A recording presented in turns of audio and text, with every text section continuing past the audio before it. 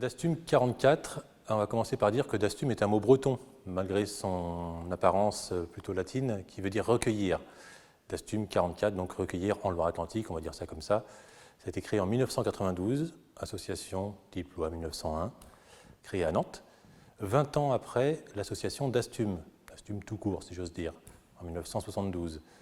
Et Dastum, en fait, à sa création, avait pour ambition de constituer un lieu identifié pour ceux qui cherchaient des chants, des musiques, des contes, enfin, quoi que ce soit, pour construire un répertoire traditionnel.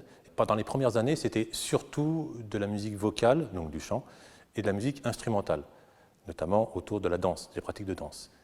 Dans une moindre mesure, le conte, les légendes et ce type de récits, mais progressivement, la matière s'est considérablement enrichie avec d'autres pratiques, les témoignages, les récits de vie, les savoir-faire, les dictons, le folklore enfantin, les témoignages sur les anciens métiers, sur enfin, toutes sortes de choses, tout ce qui est véhiculé par l'oralité, y compris les recettes de cuisine, la médecine populaire, des choses comme ça, quoi. Tout ce qui vraiment n'était, en tout cas pendant des générations, n'était pas consigné par écrit.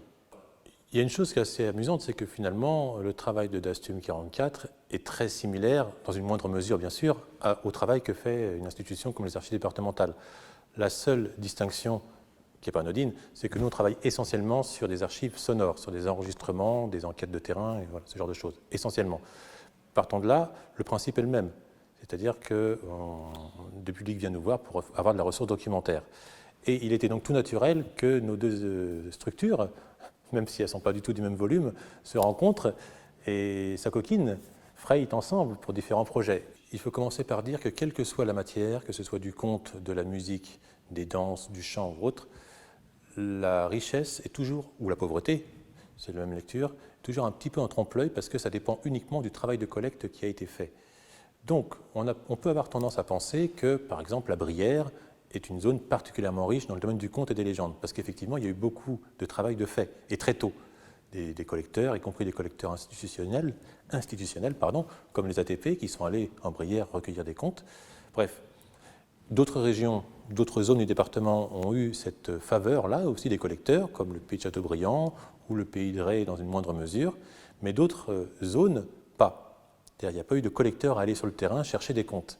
Ce qui ne veut pas dire qu'il n'y avait pas de conte. D'ailleurs, il n'y a objectivement aucune raison logique de penser qu'il n'y avait pas de pratique de conte. C'est juste que personne s'y intéressait au bon moment et que ça s'est perdu finalement. Alors souvent, en termes de collecte, on entend cette question effectivement qui consiste à se dire mais est-ce qu'il y a encore des choses à collecter? Et nous, à Dastum 44, cette question, on me la pose quand même très souvent. Vraiment. Ce n'est pas une figure de style, on me la pose vraiment souvent. Alors maintenant, j'ai pris le pli de répondre en disant qu'au XIXe siècle, les collecteurs, qu'on appelle les folkloristes pour faire simple, mais ce n'est pas du tout péjoratif, les folkloristes bretons notamment, et même les autres, avaient tendance à dire « on est les derniers, après nous, il n'y aura plus rien à collecter ». L'avenir leur a donné grandement tort, puisque évidemment l'âge d'or de la collecte les a suivis. Ce n'était pas eux l'âge d'or de la collecte, c'était plutôt les années 50, 60, 70. Donc il y avait encore beaucoup de matière. Donc il vaut mieux se dire qu'il y a toujours à collecter. Et de toute façon, la réalité nous prouve qu'il y a toujours à collecter, puisqu'il s'agit d'une matière de transmission. Et donc on est tous porteurs de tradition, nous sommes nous-mêmes transmetteurs et récepteurs d'un bagage traditionnel, sans en avoir forcément conscience. Donc l'enjeu, il est là. Alors ça passe par des veillées, des stages, des ateliers, des ciné-concerts, tout les chants du tiroir, comme on fait aux archives départementales, où là on transmet du répertoire avec un accompagnement analytique, on va dire. Il y a toutes sortes de choses, et puis on peut encore inventer, parce qu'il y a des animations qu'on propose depuis quelques années, qui sont toutes nouvelles, et on a encore des idées, donc c'est pas mal. Tant qu'on a des idées, je disais tout à l'heure, on continue.